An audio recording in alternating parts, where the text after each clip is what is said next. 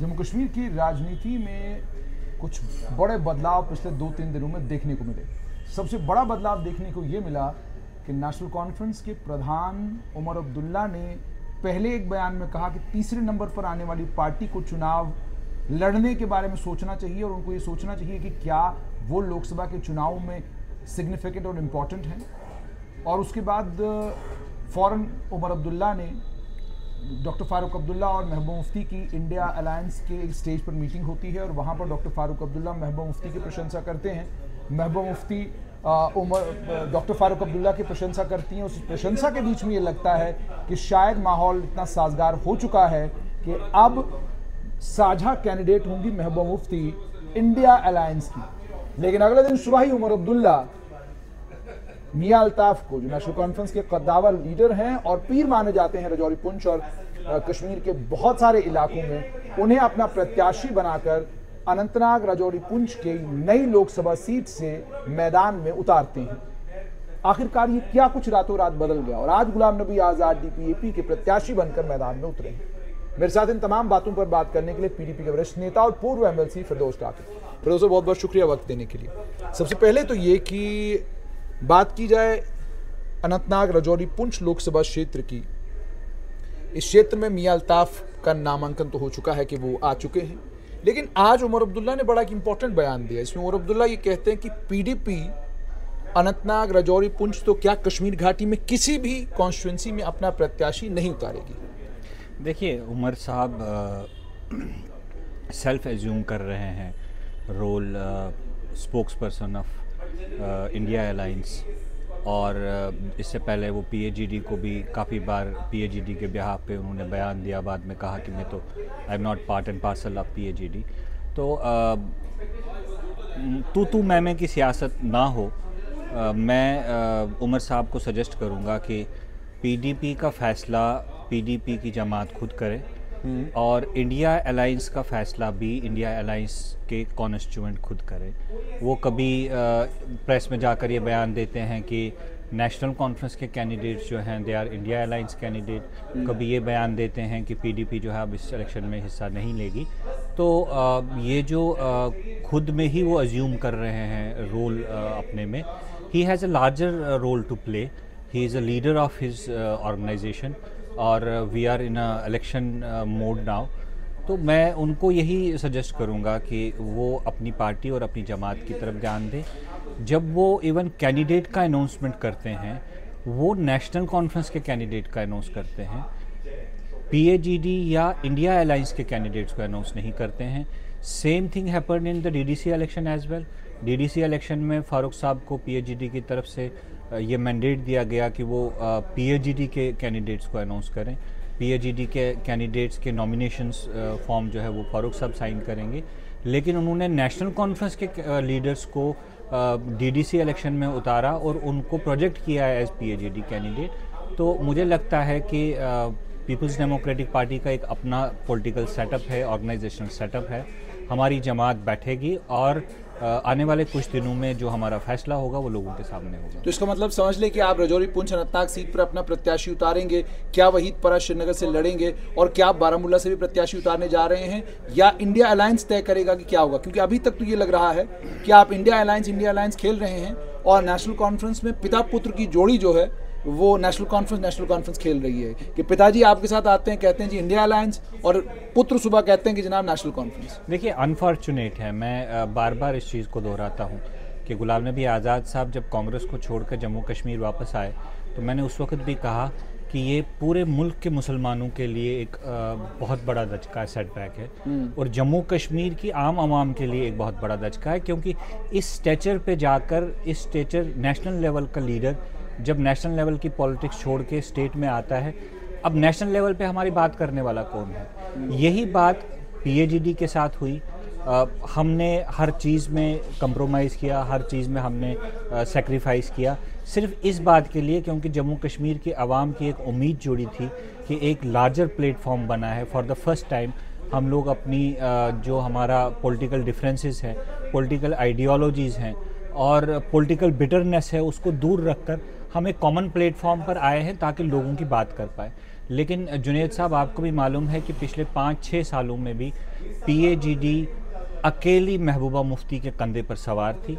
PAGD का जो basic objective था वो सिर्फ महबूबा मुफ्ती साहिबा ही रिप्रेजेंट कर रही थी। नेशनल कॉन्फ्रेंस उस वक्त भी PAGD के जो एजेंडा है उसको प्रोपागेट करने के बजाय इलेक्शन और स्टेटहुड की बात कर रही थी। आज भी जब वो इंडिया अलायंस की बात करते हैं तो मुझे पूरा यकीन है कि वो इंडिया अलायंस की नहीं, वो असल में नेशनल कॉन्फ्रेंस की बात करते हैं। ये अनफॉर्चुनेट है जम्मू क्या फिर दोस्त साहब, आपको ये बात आपको भी लगने लगी है जो सज्जाद लोन को लगी थी, जिसके चलते उन्होंने गुपकार छोड़ा था कि नेशनल कॉन्फ्रेंस ने तमाम पार्टियों को इसलिए साथ लाया ताकि वो अपनी सियासी साख्त बचा सकें और अपने आप को सियासी तौर पर मजबूत कर सकें at the cost of all the other political parties जो उस गुपकार में आई। देखिए जुनेद जी, मैं फिर एक बार आपसे कहूँगा कि मैं या मेरी जमात किसी भी सूरत में तू मैं की पॉलिटिक्स में नहीं जाना चाहती। हमारे पास बोलने के लिए बहुत कुछ है और हम बोल भी बहुत कुछ सकते हैं, लेकिन हमारे पास लड़ने के लिए भी बहुत कुछ है। हम अगर लड़ना चाहें तो हम उन नौजवानों के लिए लड़े जो इस मुल्क के मुख्तलिफ जेलों में बंद हैं और उनके घर वालों के लिए पास अब उनसे मिलने के जाने के लिए भी पैसे नहीं हैं। अगर हम लड़ना चाहें तो जम्मू कश्मीर की आवाम इस वक्त मुश्किलात के दोशार है, हम उसके लिए लड़े। हम यहाँ के बेरोज़गार नौजवानों के लिए लड़े। हम जो हमारी शिनाख्त हमसे छीनी गई है हम उसके लिए लड़े। हम आपस में सिर्फ 1 या 2 सीट के लिए लड़ते रहेंगे और एक दूसरे पे तनकीद करते रहेंगे तो मुझे लगता है कि इससे कोई चीज़ जो है वो बाहर नहीं जाएगी। आपकी ये बात बिल्कुल सही है, लेकिन क्या यही बातें नेशनल कॉन्फ्रेंस के नेताओं पर भी लागू होती हैं या नहीं? क्योंकि अभी तक देखने को मिला है कि आप जहाँ बचते रहे हैं नेशनल कॉन्फ्रेंस के ऊपर कटाक्ष करने में, नेशनल कॉन्फ्रेंस को क्रिटिसाइज करने में, वहाँ नेशनल कॉन्फ्रेंस के तमाम नेताओं ने अलग अलग प्लेटफॉर्मों को भरपूर इस्तेमाल किया और PDP के ऊपर इल्ज़ाम लगाया कि आपने RSS को जम्मू कश्मीर में लाया, आप BJP को जम्मू कश्मीर में मजबूत करने के लिए रिस्पॉन्सिबल हैं। ये सारे इल्ज़ाम आप पर लगाए गए, तो आप अभी भी कटाक्ष करने से बच रहे हैं। क्या उसकी वजह ये कि आपको लग रहा है कि आपकी साख्त कमज़ोर हो गई है, या आपको ये लग रहा है कि आपकी सियासी बिसात उतनी बड़ी नहीं है जितनी हुआ? देखिए, अगर साख्त जो है वो सही नहीं होती, कल तक उमर साहब जो है स्टेट की मीडिया को, सेंट्रल कांग्रेस लीडरशिप को, भारतीय जनता पार्टी को, नेशनल और स्टेट के जो लोग हैं उनको कन्विंस करने में ये लगे थे कि पीपल्स डेमोक्रेटिक पार्टी की बेस कश्मीर के किसी भी हिस्से में नहीं है, इसलिए ये इस बात की जवाज़ियत नहीं बनती कि उन्हें कोई भी सीट इंडिया अलायंस में दी जाए। ठीक। और अचानक से जब कल फारूक साहब दिल्ली में महबूबा जी की तारीफ़ करते हैं तो उमर साहब 4 पार्टी वालों को बिठाकर एक पार्टी वर्कर के हाथ में मोबाइल देकर मियां अल्ताफ़ साहब का नाम अनाउंस करते हैं। एक शख्स जो है, जो एक रिलीजियस गुरु है, जो एक रिलीजियस स्कॉलर है, मेरे भी बड़े भाई हैं और मुझे लगता है अक्रॉस द पार्टी लाइन जो है हम उनकी बहुत इज़्ज़त करते हैं, लेकिन नेशनल कॉन्फ्रेंस को ये बात मालूम है कि हमारा ऑर्गेनाइजेशनल स्ट्रक्चर पूरे साउथ कश्मीर की सीट में कहीं नहीं है। We have the least presence in Anantnag parliamentary constituency. तो इसके लिए अगर महबूबा मुफ्ती साहिबा या PDP का मुकाबला करना पड़े तो हम एक ऐसे लीडर को इंपोर्ट करके गांदरबल से साउथ कश्मीर में लाएं जिनकी एक अपनी बेस है।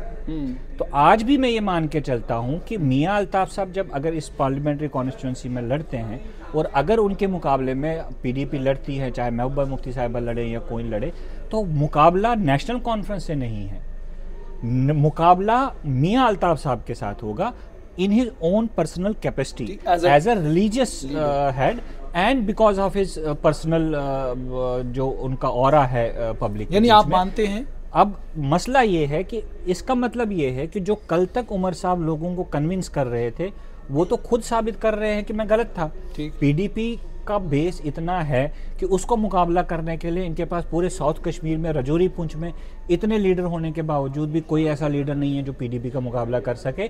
सेंट्रल कश्मीर से एक लीडर को, रिलीजियस फिगर को उठाकर साउथ कश्मीर में लाकर इलेक्शन लड़ाया जा रहा है। तो कहीं ना कहीं आप भी बताइए, ये बेस की बात तो ये इस बात से साफ सामने आ जाती है। और ये भी तो हो सकता था कि अगर आप बड़ा दिल दिखाते हैं और आप वाकई गुपकार हैं, आपको 370 की फिक्र है, 35A की फिक्र है, आप आईन को दोबारा से क्या कहते हैं रिजेक्ट करना चाहते हैं जम्मू कश्मीर में, तो आप तो मिलकर भी लड़ सकते थे। सारी जमातें एक साथ थी गुपकार में और आप कुर्बानी भी दे सकते थे, चलिए हम जीतने वाले हैं लेकिन हम आपको सीट दे रहे हैं। पर वो कह रहे हैं नहीं, हम नहीं कोई सीट देंगे, हम सारी सीटों पर हम लड़ेंगे क्योंकि हमारी वेव है। ठीक है, तो आप जो सेकंड फिडल प्ले करिए। और चूंकि आप पिछले 2019 के चुनाव में महबूबा मुफ्ती तीसरे नंबर पर इसलिए आई थी क्योंकि आपके वोट ही 1.5 लाख पड़े थे, और जब वो जीती हैं, अगर जब मैं इनका रिकॉर्ड देखता हूं तो लगभग कोई मुझे 70,000 के मार्जिन से उन्होंने 2014 में, जो मुझे याद है थोड़ा बहुत, चुनाव जीता था। तो यही जानना चाहता हूँ आपसे कि इस 2019 के चुनाव जो किन माहौल में हुए थे, मुझे और आपको पता है, उसको ध्यान में रखते हुए उमर अब्दुल्ला जो कुछ कहने की कोशिश कर रहे हैं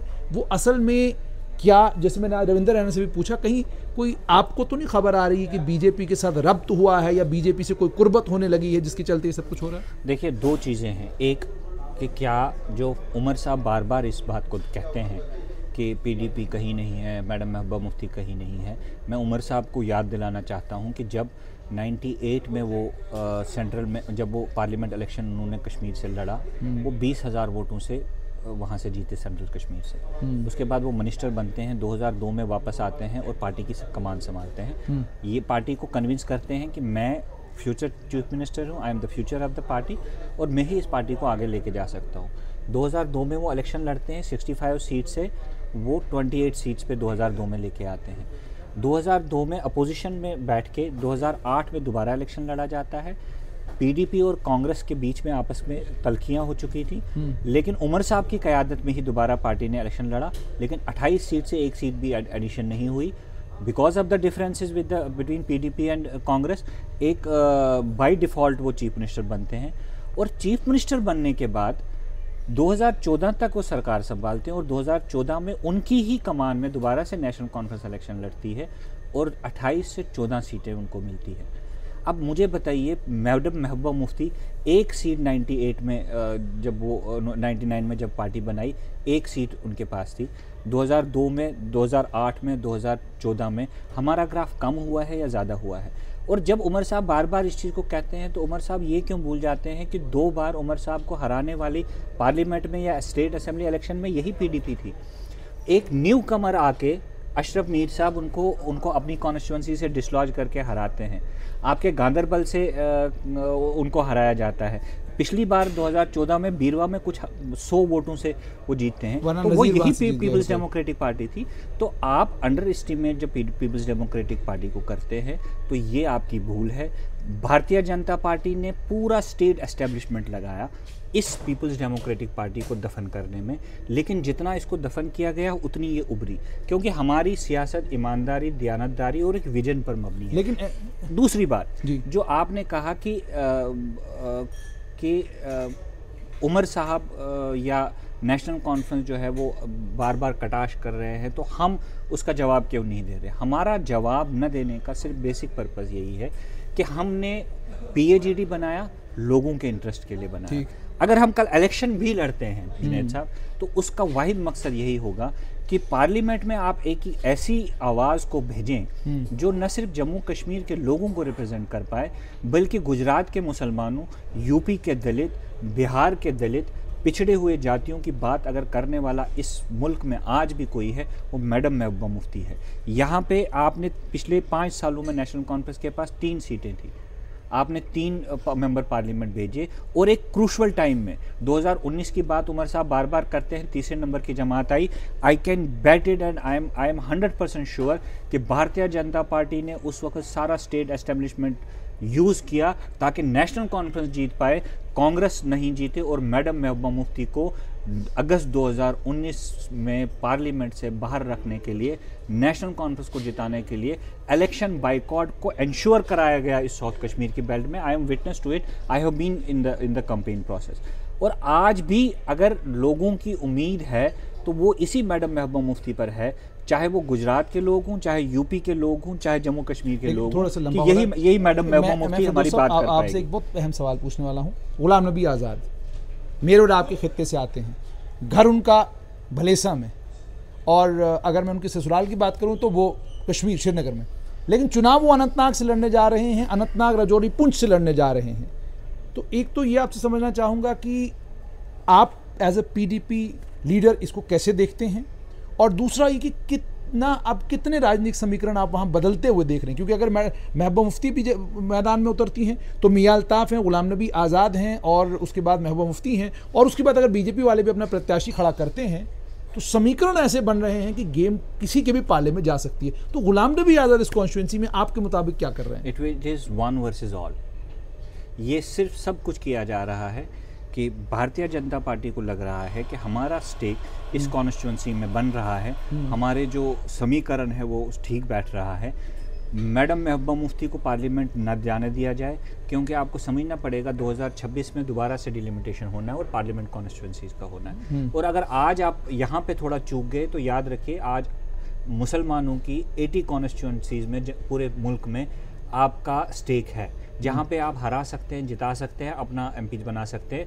आउट ऑफ 80 आज की डेट में 75 कॉन्स्टिट्यूंसीज आर विद बीजेपी।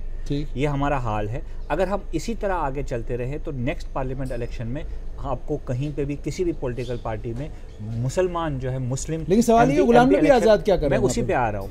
अब ये सारा समीकरण जो है भारतीय जनता पार्टी बना रही है।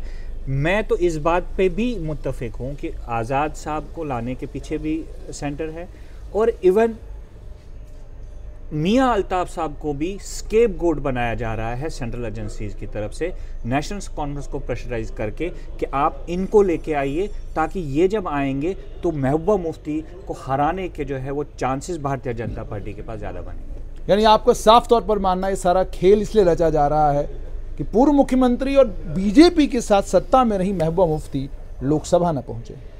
अब जो समीकरण जितना भी बन रहा है, अगर मैडम महबूबा मुफ्ती इलेक्शन में उतरती हैं, अभी तक तो वही जो हम भी सुन रहे हैं मीडिया में, ये सब कुछ किया इसीलिए जा रहा है। सिर्फ 2 रीज़न हैं। पर आप उतरेंगे मैदान में? सिर्फ 2 रीज़न है। एक कि मैडम महबूबा मुफ्ती पार्लियामेंट ना पहुंचे, नंबर 2 कि भारतीय जनता पार्टी के समीकरण जो है उनको लग रहा है कि हम इस कॉन्स्टिट्यूंसी में अपना एक डेंट बनाकर पूरे मुल्क में ये या इंटरनेशनल लेवल पे ये एक मैसेज दे सकते हैं कि देखिए 370 ख़त्म करने के बाद we have been accepted by the people of Jammu and Kashmir. बहुत बहुत शुक्रिया। तो आपने सुन लिया कि पीपल्स डेमोक्रेटिक पार्टी के बड़े नेता फिरदौस डाक का साफ तौर पर ये कहना है कि महबूबा मुफ्ती मैदान से आउट हो और भारतीय जनता पार्टी 90% जिस कॉन्स्टिट्यूंसी में मुसलमान रहते हैं वहां से अपना प्रत्याशी उतार कर जीते और पूरी दुनिया को कहे कि 370 को ख़त्म करने के बाद हमें एक्सेप्ट कर लिया गया है। खेल सारा ये है, इसीलिए ये सब कुछ किया जा रहा है। दबे लफ्जों में फिरदौस डाक ने यह भी कह दिया